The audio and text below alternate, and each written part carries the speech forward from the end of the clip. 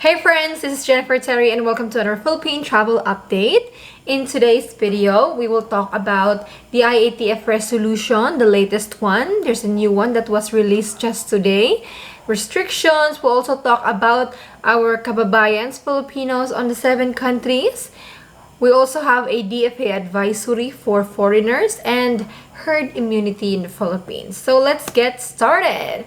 Before I start pala, for those of you who are still not subscribed, subscribe naman kayo dyan. I know majority of you are not subscribed. I feel betrayed. Anyways, the IATF resolution today is the resolution 125.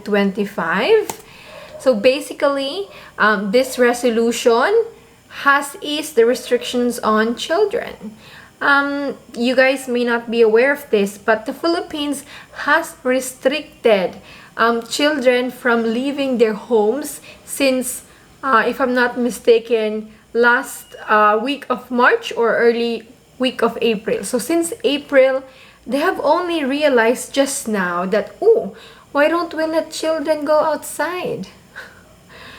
So in this resolution, it says that for areas under GCQ and MGCQ, children are allowed to go outside. They can go outdoors, but this easing of restriction does not include malls and establishments. So for those of you who will be traveling with children, please know now that the rule is that you cannot take your children inside the malls. Moving forward, when it comes to domestic travel for the fully vaccinated, this is good news actually, guys, because earlier these days, they were only talking about those who were vaccinated in the Philippines, since the requirement for the new incentive for vaccinated is that, let's say, an area like Cebu requires a negative COVID result for tourists. But since you are fully vaccinated, you don't need negative COVID result anymore. You only need your vaccination card. The good news is that those of us who were vaccinated abroad could also enjoy this new incentive. Let's start with senior citizen. You are a senior citizen, you're fully vaccinated. Then if you're traveling intra-zonal, you can use your vaccination card that was issued abroad so that you can go outside, you can travel, you can go to the malls. Yes. And for those non-seniors naman, we can also use our vaccination card or vaccination certificate that was issued abroad so that we don't have to get negative COVID result when traveling within the Philippines. So this is a positive move. They highlighted really, guys, whether local or foreign. So that is good. I'm gonna share it naman that your vaccination card, although let's say you cannot avail green lanes, it still can be used here in the Philippines. The other day, I was able to avail buy one, take one milk tea with my vaccination certificate abroad. So there you go. There are some discounts here. You can still use it. Not all LGUs will follow the waiving of a negative COVID result requirement for fully vaccinated, since the system for verifying vaccination is still ongoing. So as of now, there are still areas that is still requiring negative COVID result for the fully vaccinated, but they're working on the system, guys. Let's talk about Filipinos on the 7 countries. This is also good news. The IATF has authorized the conduct of special commercial flights to bring home stranded Filipinos in Oman, Dubai, Abu Dhabi, and other countries, the 5 more countries where travel restrictions are imposed. So, a special working group was created po. This was composed of DFA, BOQ, OWA, DOTR, PCG, DOT. And this group po will determine the implementing protocols for the special commercial flights. So, our kababayans are happy with this, especially with the phrase commercial flight. But let us be clear po that the ban is still on. And you know what, guys? Sa nangyaring ito, nagumawa talaga sila ng special working group. It sounds to me like the ban will be extended. I know you guys prefer lift the ban or itong small working group. Lift the ban talaga. Diba? Pero parang this is a sign na parang i-extend po. So our kababayans, we're happy to hear about commercial flight. But there is a twist. Special. We welcome that the Philippines is doing something, but yung word na special, parang uneasy tayo dyan. Kasi basta may special bayad. Parang ganun. So, itong mga special flight, kagaya ng repatriation flight or special commercial flights, they must have prior approval from the small working group or basically to the government. And this exclusive special commercial flights is only for Filipinos. So, one of our kababayans asked, Mona, anong mangyayari sa amin may mga bookings na? Ibig sabihin ba nitong special ay yung mga ticket na 4,800 AED pataas at kabilang sa chartered flights lang ang priority? Since at this point, mga airlines lang ang may capacity to seek government permits for these special commercial flights.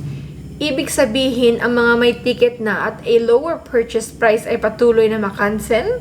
So that is the question of our kababayan, no?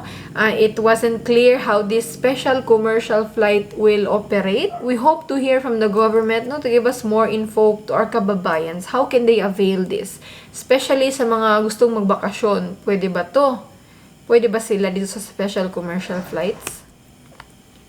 On another note po, for those who will be able to avail green lanes, kababayans from Hong Kong, Singapore, Brunei, Guam, Australia, New Zealand, that's only I can remember, but the list is here.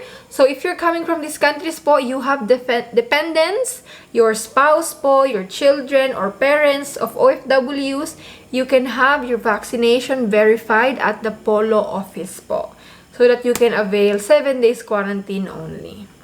Now, moving forward naman, not so good news.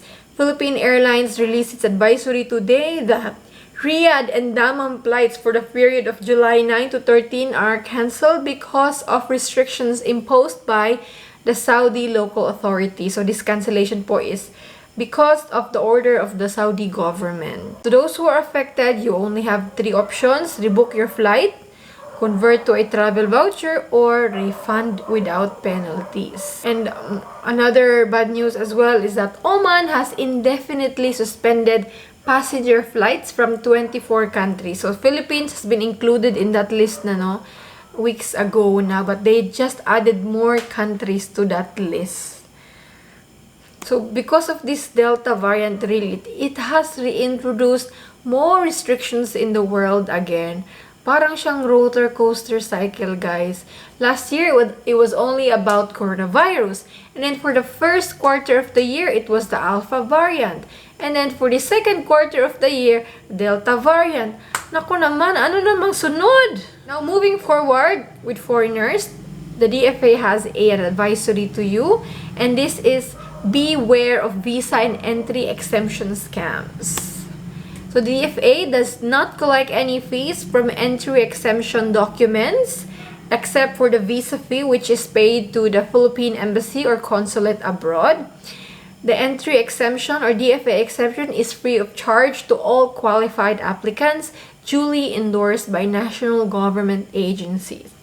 Wow, sa kanila pa talaga galing, guys. We know that getting this DFA exemption is so complicated that some of our kababayans are taking advantage, no? So basically, this is a warning for foreign spouse, foreign parents, foreign children of Filipinos not traveling together. Let's say you are an American spouse, a British spouse of a Filipina, you'll be traveling alone to the Philippines, you will need a 9A visa and a DFA exemption. So how to get this document? 2 ways. You can contact your Philippine Embassy, explain why you need to travel to the Philippines, and you must stress out the need to travel, not just family unification. You need to make it, stronger reason.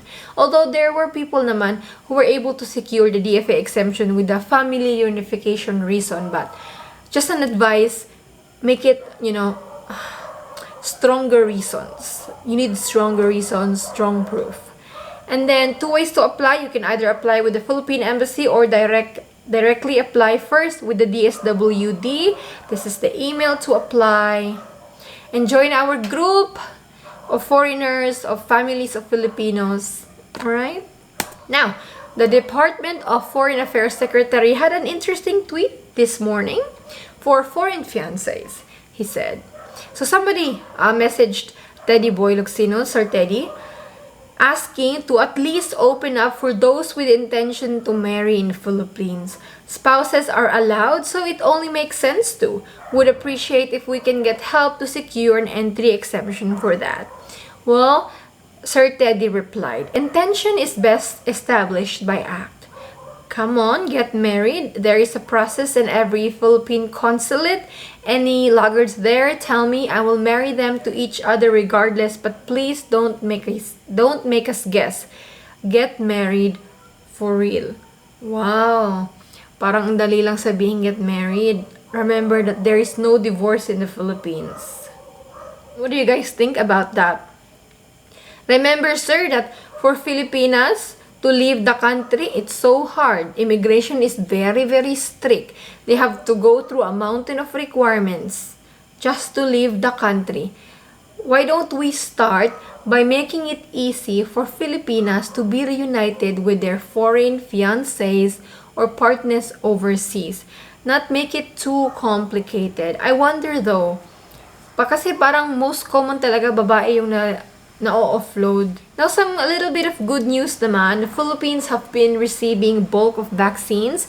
In fact, this month, the Philippines will receive the biggest deliveries of vaccines ever since we have started our vaccination rollout. It is said by the vaccine jar that we are to receive 16 million doses of vaccines. And the most significant of these is this Johnson & Johnson that will be arriving middle of this month. It's 3 million doses. And remember that J&J shots are single shots vaccines. So 3 million doses of J&J is about 3 million fully vaccinated Filipinos. So thank you so much for Japan that donated, for US and COVAX. Thank you for your donations. And with the bulk of vaccines arriving in the country, we have inched 1 month closer to herd immunity going back to normal. So at this rate, it is estimated that we will achieve herd immunity by November 2022. And our vaccination rate is going really high, guys. But let me just share to you the experience of my mother. Yesterday, we went to the vaccination hub. We ran out of vaccines. And then this morning, she went to the vaccination hub again early in the morning. They ran out of vaccines again. So tomorrow, she will try again. My mother falls under the category of A3, people with comorbidity. So that is all for the update, guys. We have some good news naman. That small working group and that recognition of our vaccination cards and certificates from abroad. So that's positive news. Although we also have some bad news because of this Delta variant. But that is all for this video, guys.